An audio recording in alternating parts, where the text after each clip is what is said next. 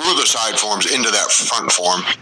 What do you guys think of this Mike Day character doing concrete up in Maine? He has this wire mesh, right? And he'll just lay it on the ground, his rebar. Most of the time, I've seen it on the ground, just on the ground. It's no concrete cover over it.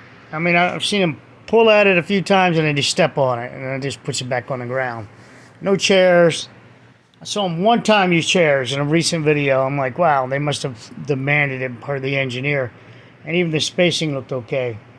But besides that, all that wire right there is going to go on the ground. Let me see if I can turn down the volume and do a narration. So, he's setting up the formwork. Let's fast forward, and there's the buggy. And now that buggy's riding right over the wire, so the wire's right down on the ground. And you can see it right here. There's the wire. Just stepping on it. Just stepping on it. And here comes the buggy. Well, so the wire was pulled up, it's down again. And then there it is. He just puts the wire, I mean, what's the point?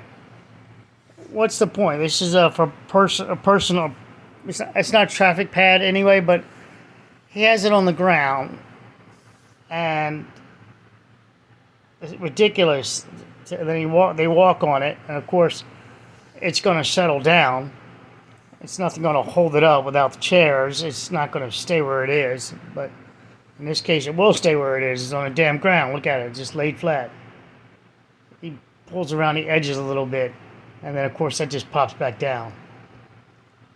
And not only that, guys, if you're just pulling on your wire to hook it and pull it up, you're creating a profile in the rebar up and down like a seesaw, like a roller coaster.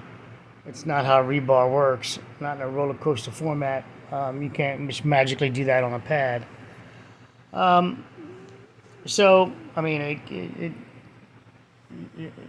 you could make it work that way if it was over columns and things like that, but you can't do it manually like this. It's pulling up the wire, but again, it's on the ground. It's on the deck. You see it's on the deck there. So, what purpose does the wire serve besides telling the person, you put wire in there, and then they think they're getting something. And these people call themselves professionals, but yet they don't learn anything. Most concrete guys don't learn anything about wire or reinforcement placing. Frankly, because it's not taught. All right, it's not taught. If you want to learn more, ask me about it, and I'll try to tell you more. But I gotta really have some motivation in there for you guys to really want to learn where your rebar should be placed. Rebar can be critical. In this case, this is a human traffic pad. That's more than likely human traffic because there's a grill back there. This wire at the bottom is just, it's turned basically to junk. And then his control joints, he's just going to cut in with a 2-inch groover, 2 directions, and that's his control joints. Now it's not bound, meaning it doesn't have walls next to it besides what appears to be that patio in the back. That binds it, if you will. So he should come there and cut through. If you do something like this, guys, you should finish your cut off. Cut right on through where you did this 2-inch groover. Come back with your wet saw and cut it. Cut it all the way through. Make them individual pads, because this pad is pretty damn large for expansion and contraction. And all you did was give it some relief by doing those 2-inch cuts. And yeah, it will find that section, but will it follow it is a question. And a lot of times it doesn't follow where you think it should expand and contract. It doesn't follow that. And then we have the wire in there that actually will change to a degree, the expansion and contraction depending on where you put it. In this case, it's at the bottom. It's against a slip material, if you will. That's the foam board he put down there. So this thing can float more so. I mean, the entire pad can. Water can get underneath of it, because you can see this foam extends beyond the his work.